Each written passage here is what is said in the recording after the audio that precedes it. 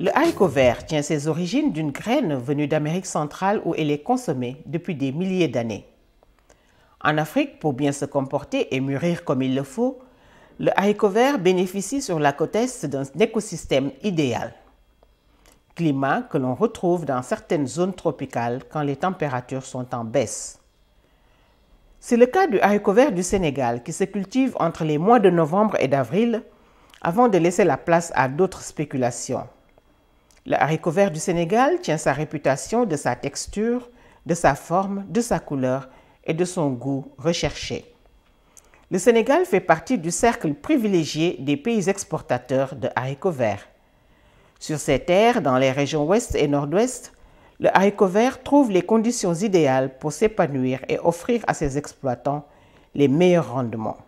En effet, la graine de haricot vert a besoin de sols frais, d'une bonne humidité et d'une surveillance régulière pour bien se développer. Son exploitation va donc de la préparation des sols au chargement des cajots dans les camions frigorifiques, destination le port, l'aéroport ou les grandes routes internationales.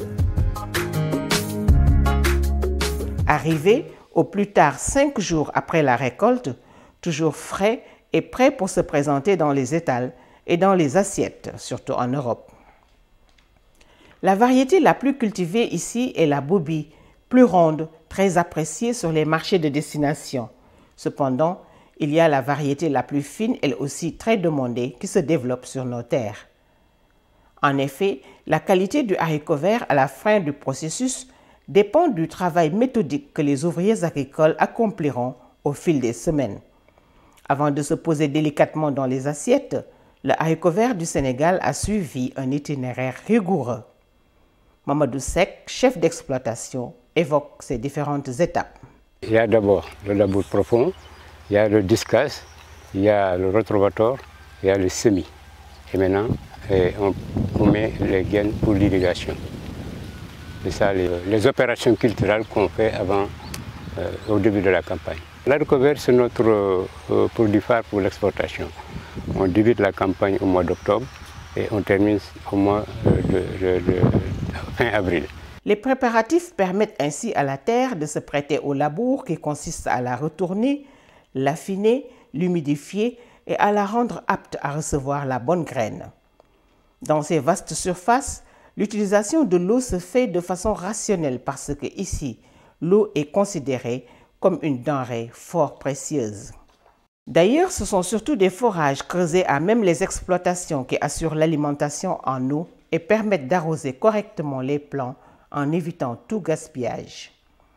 Allons maintenant à la rencontre d'un grand exploitant agricole pour mieux comprendre le rôle que lui et ses collègues jouent dans le développement de la culture du haricot vert et surtout dans la lutte contre le chômage des jeunes.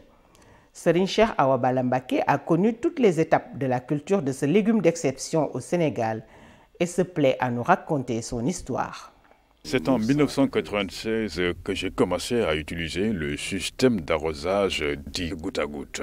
La modernisation a suivi son cours et au cours des années, nous avons acquis des tracteurs, des machines offset, des rétrovateurs, des semoirs, des camions frigorifiques. Pour atteindre nos objectifs, nous nous faisons accompagner par des techniciens bien qualifiés et des ingénieurs agronomes qui nous appuient dans la modernisation du système de production.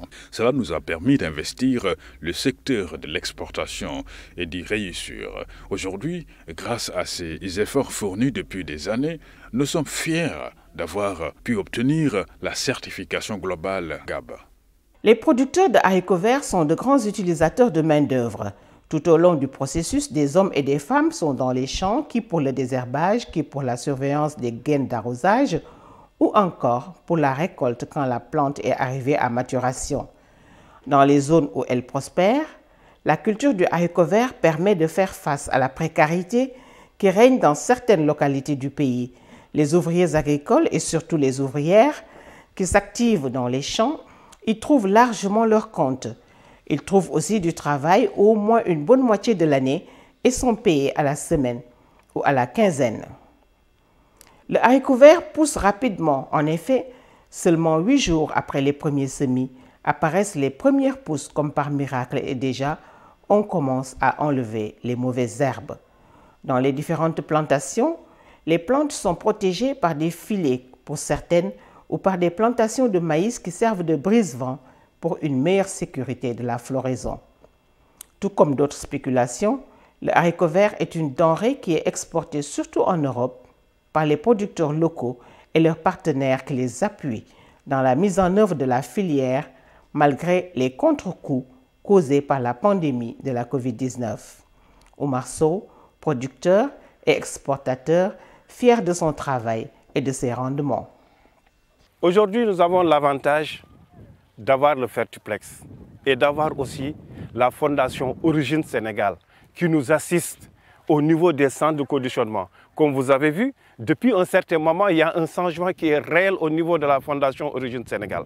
Il y a des changements là-bas. Les centres de conditionnement sont plus entretenus maintenant. Autre décor, mais toujours des plantations de haricots verts déployées à perte de vue. Nous sommes à Mont-Roland, non loin de la côte atlantique, zone baignée par la fraîcheur à certaines périodes de l'année. Entre les rangées de plantations de haricots verts, les femmes et les jeunes filles sont déjà à l'ouvrage. Et oui, ici encore, ce sont surtout elles qui constituent l'essentiel de la main-d'œuvre. Braves et hardies, elles ne rechignent pas à la tâche et d'ailleurs, le haricot vert ne s'en porte que mieux puisque sa cueillette fait appel à beaucoup de délicatesse. Dans la culture du haricot vert du Sénégal, les exploitants sont accompagnés par des partenaires européens qui souvent prennent en charge le volet exportation.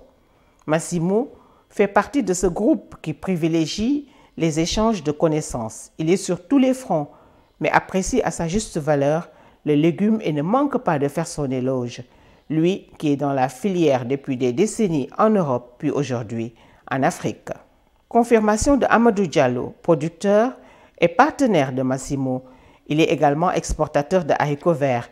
Il marque toute sa fierté d'acteur de la filière et nous parle également du produit Made in Sénégal. Si on arrive avec un produit de qualité, on est dans les tops des ventes.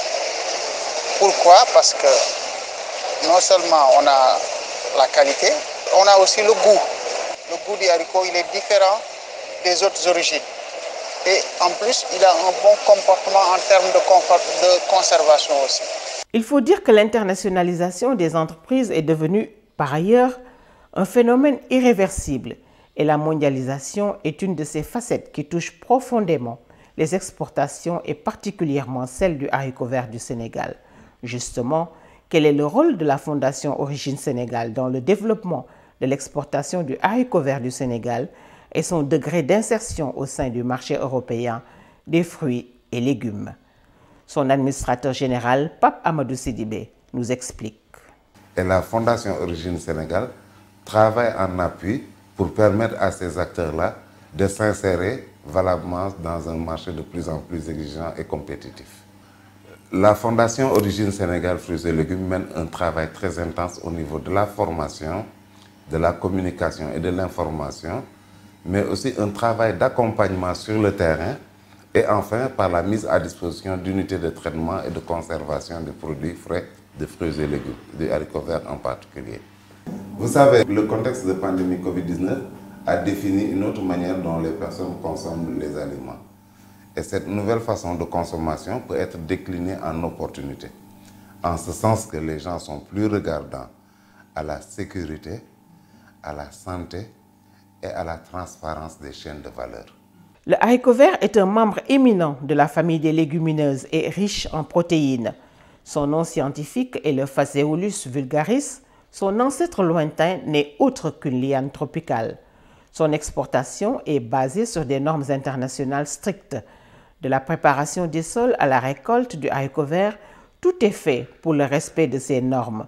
C'est ce qui explique l'équipement ultramoderne et la grande attention accordée au centre de tri, de conditionnement et de conservation installé à Sangalkam, Mont-Roland ou Kirène. Sur le volet économique, le haricot vert du Sénégal bénéficie d'une niche sur les marchés internationaux qui met en exergue ses avantages comparatifs par rapport aux autres pays exportateurs. Ces avantages sont entre autres le climat favorable, la proximité des marchés et la disponibilité des terres.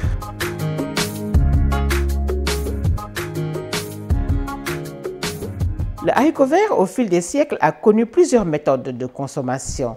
Le grain sec était très utilisé par les explorateurs qui ne voyageaient jamais sans cet aliment. Et c'est vers la fin du XVIIIe siècle que la gousse tendre a fait son entrée dans les assiettes.